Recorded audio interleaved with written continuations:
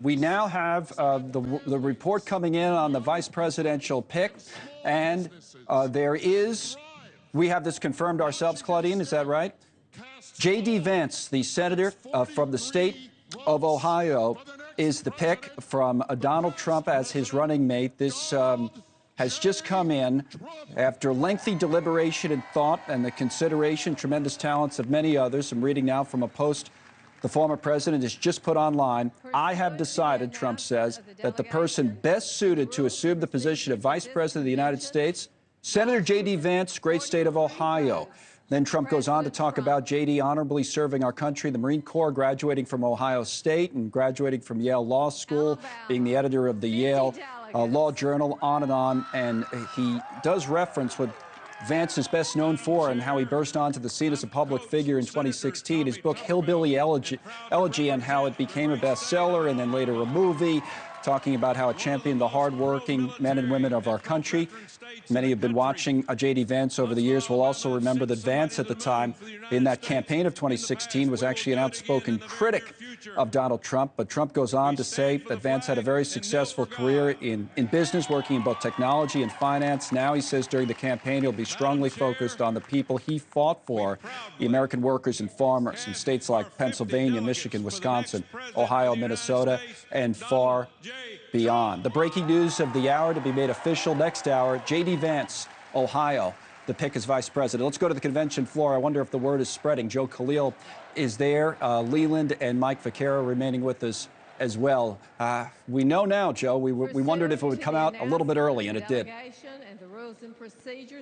Yeah, there it is. And I got to tell you, I have these two earpieces in. I took this one out just so I could hear the crowd to see if that news had filtered down yet, and I don't think it has. So anyone within earshot of me who can hear this news about J.D. Vance, then I think they're hearing it maybe for the first time. Look, we had been reporting over the last day or so that ever since the shooting, the dynamic did change a little bit, and I had some reporting as a number of Republicans, elected members of Congress, and some officials had been telling the campaign they did not necessarily need to go with a running mate that benefits electorally now. They feel like Donald Trump is in a good place. So if you wanted a Rubio, for example, to get someone who, may speak to Nikki Haley type supporters or, Hispanic speaking voters, the idea was you don't necessarily need to worry much about that anymore. That sort of boded well for J.D. Vance, and we've been reporting that over the last 24 hours.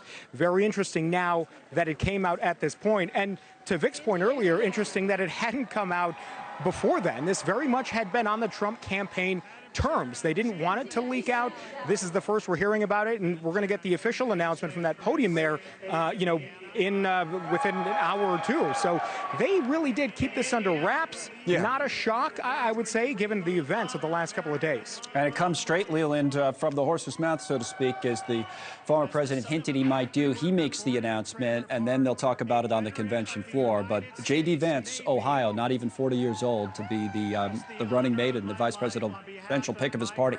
The Hoosier state, to cast all 58 votes for the greatest. We are talking about when we talk about the vice president, because for the past 40 years or so, the vice president has turned into a political asterisk, right? It was always meant to shore up a certain base. It was always meant to be a political decision. After President Trump's assassination attempt, or the assassination attempt on President Trump, the meaning of the vice presidency, one heartbeat away from the presidency, now becomes a lot clearer and a lot more focused. And you can paint this two ways. You can say that this shows how secure Donald Trump feels in his election bid, or re-election bid, whatever you want to call it, that he's willing to pick somebody like J.D. Vance, who's a firebrand, who's much more to the base of the party, rather than pick a centrist, a Glenn Youngkin or a Doug Burgum or a Marco Rubio. So Donald Trump feels so secure in that. The other side of that is he says he doesn't care, and he's going to ride this new Republican unity and coalesce his power fully and completely in the MAGA light and the MAGA view of the Republican Party. And there is no one who's going to do that in a way more than J.D. Vance. Thanks so much for watching. Just go to joinnn.com to find News Nation on your television provider. And don't forget to click the red subscribe button below to get more of News Nation's fact-driven, unbiased coverage.